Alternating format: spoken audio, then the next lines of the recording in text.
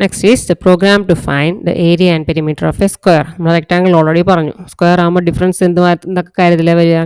നമുക്ക് റെക്ടാങ്കിളിലാണെങ്കിൽ ലെങ്ത്തും എടുത്ത് 2 ഇൻപുട്സ് റീഡ് ചെയ്യണമായിരുന്നു. ഇവിടെ സ്ക്വയർ ആകുമ്പോൾ നമുക്ക് 4 സൈഡ് ഈക്വൽ ആയതുകൊണ്ട് ഒരൊറ്റ സൈഡ് മാത്രം റീഡ് ചെയ്താൽ മതി. ഇനി ഏരിയയുടെയും പെരിമീറ്ററിൻ്റെ ഇക്വേഷൻസ് എന്താവും? ചേഞ്ച് ആവും. അത്രയുള്ള ഡിഫറൻസ്. സോ ഫസ്റ്റ് നമ്മളുടെ സൈഡ്, അതായത് സ്ക്വയറിൻ്റെ സൈഡ് റീഡ് ചെയ്യുക. ഒറ്റ സൈഡ് മാത്രം നമുക്ക് റീഡ് ചെയ്താൽ മതി, കാരണം 4 സൈഡ്സ് ഈക്വൽ ആയിരിക്കും. അപ്പോൾ സൈഡ് റീഡ് ചെയ്യാൻ വേണ്ടി ഇൻപുട്ട് ഫംഗ്ഷൻ യൂസ് ചെയ്തു. അതിനുള്ളിൽ എന്ത് കൊടുത്തു? Enter the side of the square double കോട്ട്സിനുള്ളിൽ കൊടുത്തു. അത് അങ്ങനെ തന്നെ ഡിസ്പ്ലേ ചെയ്ത് കാണിച്ചു തരും. അപ്പം നമ്മൾ എന്ത് ചെയ്യുക? സ്ക്വയറിൻ്റെ സൈഡ് എൻ്റർ ചെയ്ത് കൊടുക്കുക. ആ എൻ്റർ ചെയ്ത് കൊടുക്കുന്ന വാല്യൂവിനെ എന്താക്കി കൺവേർട്ട് ചെയ്യും?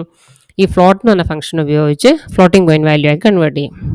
അപ്പോൾ ഈ ഫ്ലോട്ടിൻ്റെ ബ്രാക്കറ്റ് ഇവിടെ ഓപ്പൺ ചെയ്തു, ലാസ്റ്റ് ക്ലോസ് ചെയ്തു. അതിൻ്റെ ഉള്ളിലായിട്ടാണ് നമ്മളുടെ ഇൻപുട്ട് ഫംഗ്ഷനിലെ റീഡിംഗ് ഫംഗ്ഷൻ നമ്മൾ എഴുതിയിരിക്കുന്നത്. അപ്പോൾ സൈഡ് നമ്മൾ റീഡ് ചെയ്ത് എടുത്തു. നെക്സ്റ്റ് നമ്മൾ ഏരിയയും പെരിമീറ്ററും കണ്ടുപിടിക്കണം. സ്ക്വയറിൻ്റെ ഏരിയ നമുക്കറിയാം, സൈഡ് ഇൻറ്റു സൈഡ്. അതാണ് എഴുതിയിരിക്കുന്നത്, സൈഡ് ഇൻറ്റു സൈഡ്. പെരിമീറ്റർ ആണെങ്കിൽ 4 സൈഡിൽ നമുക്കുള്ളത്, 4ൻ്റെ ഈക്വലൻറ്റ് സൈഡാണ്, അതുകൊണ്ട് 4 ഇൻറ്റു സൈഡ്. ഈ നെക്സ്റ്റ് സ്റ്റെപ്പിലേക്ക് കിട്ടിയ റിസൾട്ട് രണ്ടും ഡിസ്പ്ലേ ചെയ്ത് കാണിച്ചു തരണം. സോ പ്രിന്റ് ഫംഗ്ഷൻ യൂസ് ചെയ്യുന്നു. അതിനുള്ളിൽ ഫസ്റ്റ് എന്താ എഴുതിയിരിക്കുന്നത്? അത് നമുക്ക് എന്ത് ടെക്സ്റ്റ് ആണോ ഡിസ്പ്ലേ ചെയ്ത് കാണിച്ചു തരേണ്ടത് അത് എഴുതി. ദാറ്റ് ഈസ് ഡബിൾ കോട്ട്സിനുള്ളിൽ area of the square is എന്ന് എഴുതി കാണിക്കും. Then followed by comma and then നമ്മൾ ഏരിയ എന്ന് പറഞ്ഞാൽ വേരിയബിളിലാണ് വാല്യൂ ഉള്ളത്, അതുകൊണ്ട് ആ പേര് നമ്മളവിടെ കൊടുത്തു.